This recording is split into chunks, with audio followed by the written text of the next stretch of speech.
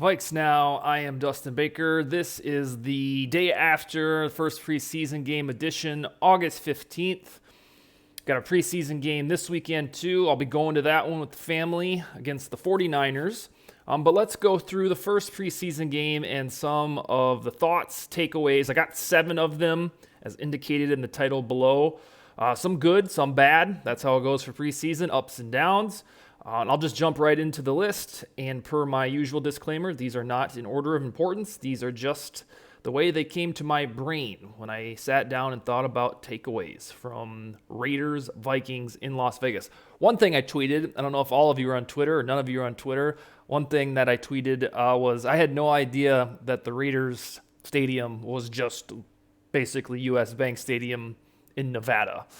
They had so many, at least on my telecast in South Dakota, they had so many broad views and pans all over the stadium that I was like, God, if you just replace the silver and black, this is US Bank Stadium. So evidently it's the same architect. You know the drill. But it was kind of cool that it was, felt like a home game kind of when you watched it. All right, first one, I'm going to get the sour one out of the way. I cannot fathom Sean Mannion. I know it's preseason and it's great that they're giving him a look, but for the life of me, this is the 4th year of this shit. I can't understand why now 2 coaching staffs have said, let's give this big guy a look. This big galoot.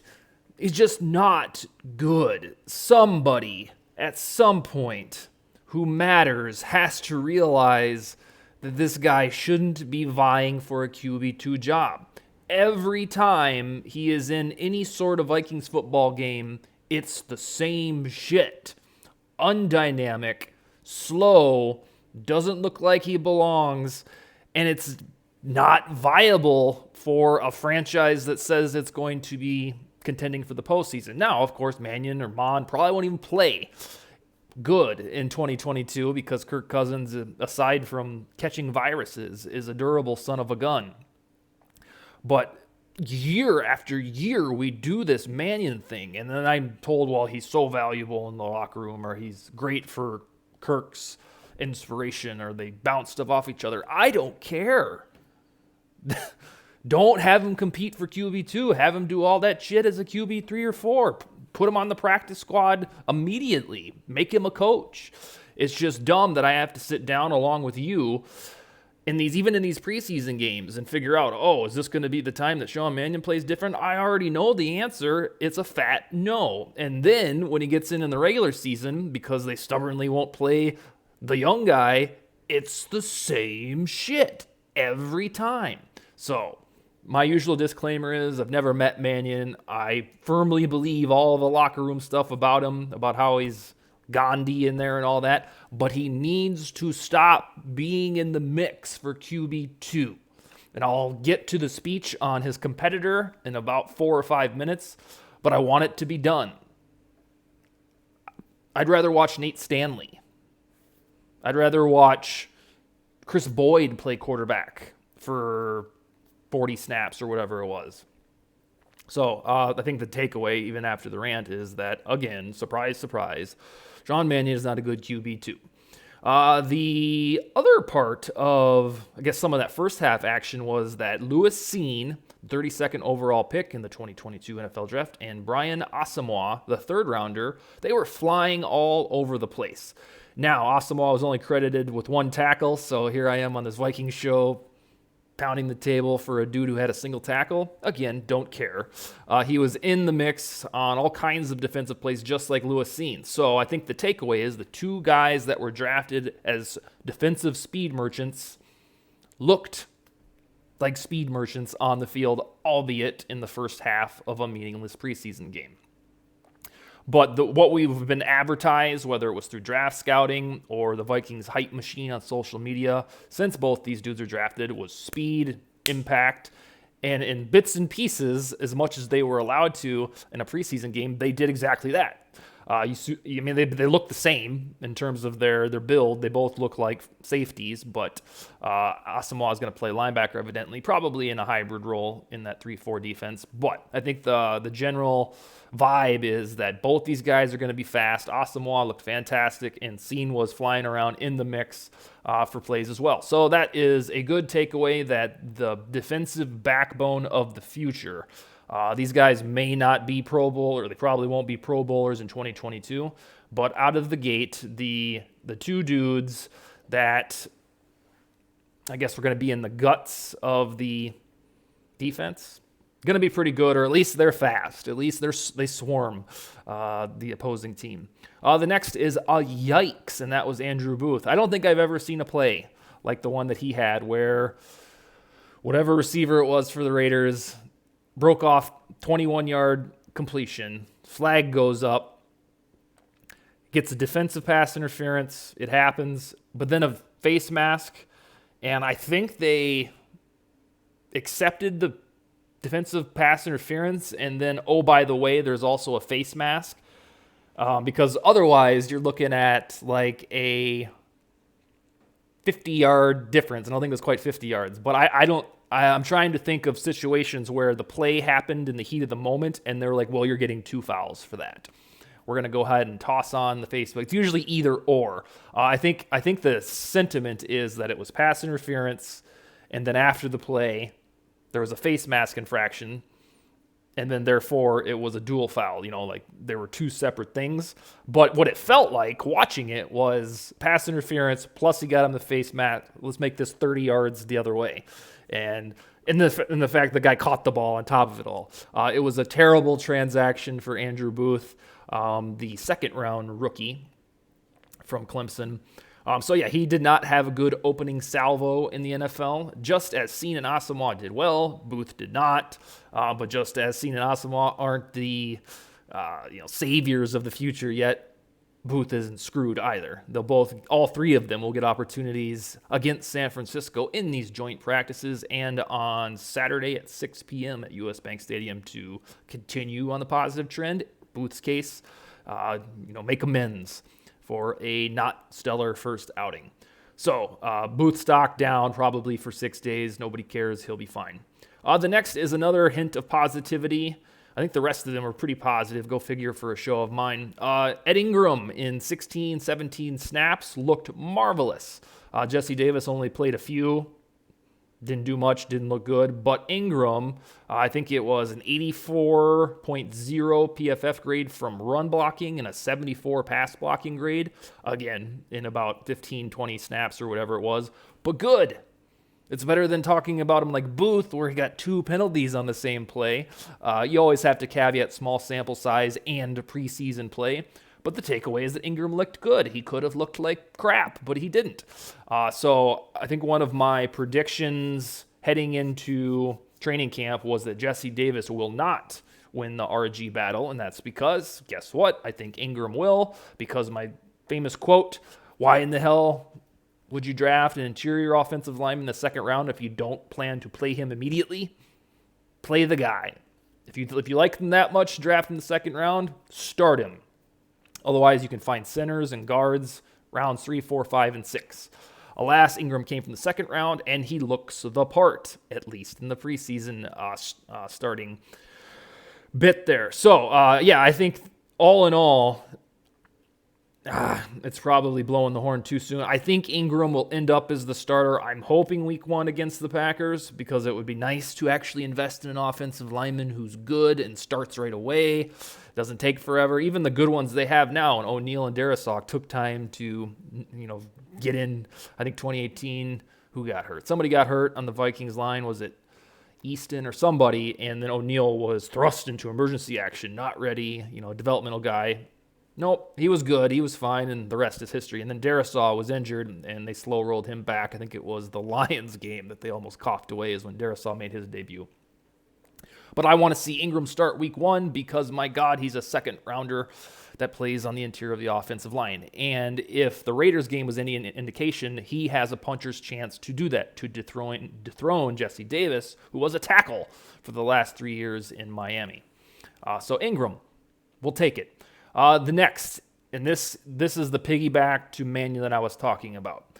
Beyond the shadow of a doubt, if they're not going to sign somebody else like Cam Newton or Mike Glennon, Blake Bortles, then Kellen Mond proved that he is the QB2. I don't need to see any more action. I don't care if it was lightning in a bottle from Mond.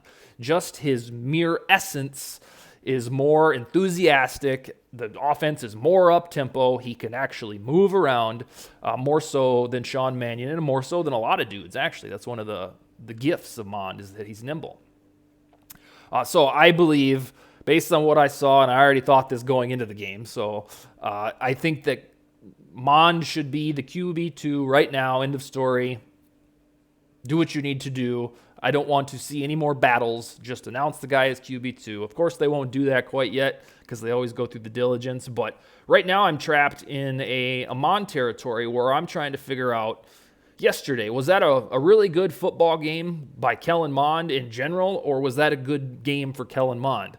Because the PFF scores coming out of that showed that he was the second best preseason quarterback out of all of them. Of course, a lot of starters didn't play, but he looked impressive. So you get tricked into thinking, so that one play where he danced around, I think Paul Allen called it like Tarkington. I say danced around like Mahomes. And then he just completely missed the throw in the back of the end zone. Is that a bad throw because, it's Kellen Mond? Or is that just a bad throw that quarterbacks make? Ask yourself, do you think that Baker Mayfield hits that throw? Does Marcus Mariota hit that throw? How about Tyrod Taylor? How about Teddy Bridgewater? And that's kind of where Mond ceiling will live for a little while you get to know him, was that just Mond being Mond, or did he just miss a throw? And next time he'll hit it 97 times out of 100. That's where I'm at, trying to determine how much hype to have in Mond after that. Because if you look at the numbers, the 2 touchdown passes to Albert Wilson, another unsung contributor yesterday, Mond played pretty damn good. PFF says so. Passer rating says so. You say so. You saw the 2 touchdown strikes. A lot better than Mannion. So that's what I will do right now for the rest of the preseason, is determine what brand of good Mond is right now. Is he good as a QB2 behind Kirk Cousins? Or is he on a trajectory to be a QB1 with the Vikings or somewhere else? That's what you should focus on too. Because it was just good to see him look competent and confident yesterday. Second to last one, number 6, the running backs, the reservist ones. Holy shit, they were good. Dalvin Cook didn't play, didn't even have to. Alexander Mattison didn't do too much, but when Kene and Nwangu got in, and Ty Chandler, who was like the best football player in the stadium yesterday, you start to wonder, like, we got too many of these running backs. Like, we don't need 4 of these guys. And then top, we got CJ Ham, who has to account for a roster spot too. So I think what did I tweet? That the Vikings are going to be in good hands when Dalvin Cook inevitably misses 2 to 3 games. That's what happens. I can guarantee you it'll happen again this year because we have a body of evidence that supports it.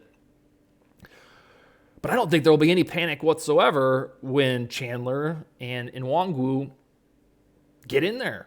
Kene was used as a pass catcher. Every time he touched the ball, it was something like, I think with Kene, he looked like a running back to me for the first time. Last year, I had him portrayed as a gadget, special teams, flash. He was just a tool, a weapon, something fun. Well, in 1 or 2 drives, Kene looked like a running back. And that's the first time professionally that I've seen that. Of course, he did that at, let's see, which one was he? Iowa State. And that's why he got drafted as running back. But I don't necessarily have these what-ifs the day after to determine if Kene could be a running back. At least for a game in the preseason, he did it. And then Chandler, he had 5 carries for 50 yards. 10 yards a pop ain't bad. And then the kick return he had where he bowled over the dude like a fullback and then turned on the speed like a wide receiver. I guess that's the Chandler experience, and I feel foolish and dumbass for saying that he'll be on the practice squad. I didn't know much about him besides the college tape. I thought they had too many running backs, and he was going to be the odd man out, but now I have to immediately walk that back, admit that I was wrong because it was terribly incorrect. Chandler will make the team. Now we're on Madison watch to figure out if they're really going to keep 5 running backs and fullbacks, because that's what will have to happen if Chandler makes the team and Madison is not cut. You're going to keep 5 of them. Is that good? We shall see. In a pass-happy offense, it feels weird to keep 5 running backs. But it looks like it's trending that way, because there's no way in hell you can put Chandler in the practice squad like my dumbass told you guys would happen. Finally, this one is kind of unsung. I was searching the internet for everybody else's feedbacks, and nobody else really said this. It seems that Patrick Jones is the 3rd pass rusher. I think that flew under the radar yesterday. Maybe no surprise to you, but after the top heaviness of Zadarius Smith and Danielle Hunter, I've been asking, I think you've been asking for 5 months now, do you got anything else here in the bag? Because you need some depth pass rushers, like, Everson Griffin types. And they were content, it seemed, the front office with no, we're fine. So it was going to be some sort of mixture between DJ Wanham, didn't look too good yesterday, Patrick Jones, Janarius Robinson, Luigi Villan, Andre Mintz, and Zach McLeod. Which one's it going to be? I think that the way that they foresee it, and Patrick Jones, or Pat Jones, I think that's what he goes by, looked good yesterday. So I'm here to report that Pat Jones will probably be the guy who fills in if something happens to Hunter or to Zadarius. Zadarius and his giant-ass Superman chain with a big Z on it, which was fantastic. Patrick Jones as your 3rd pass rusher. It's not even a real title. That's what I call it. Or your situational guy, or the guy that comes in when Hunter and Zadarius Smith need a breather. And that's noteworthy because the Vikings found him in round 3 last year, and that round 3 was looking a little dicey between Chaz Surratt, Kellen Mond, Wyatt Davis, up until, I guess, yesterday. Mond looks like a reasonable QB2. Patrick Jones on deck to be a contributing pass rusher. Wyatt Davis is still probably lost cause, and Chaz Surratt did not look good yesterday. So there might be some hits in that 3rd round of Spielman's final draft. So I'll just run through them. Mannion, to me, is not a viable QB2. Louis Cine and Brian Asamoah flew all over the place, looked as billed during the draft process. Andrew Booth did not have a good afternoon. Life goes on. Ed Ingram did have a good afternoon. He looked like an RG. We'll take it. Kellen Mond, beyond shadow of a doubt, you should end all of your debates. You should tweet at, write the Vikings, tell them to stop the madness, make him the QB2. The depth running backs look like starting running backs for many teams, almost all of them. And then Patrick Jones appears to be the edge rusher number 3 for the 2022 Minnesota Vikings. I will be back tomorrow. Not sure what we'll cover. And then Wednesday, Josh Fry will join for the weekly segment. And Skol, baby.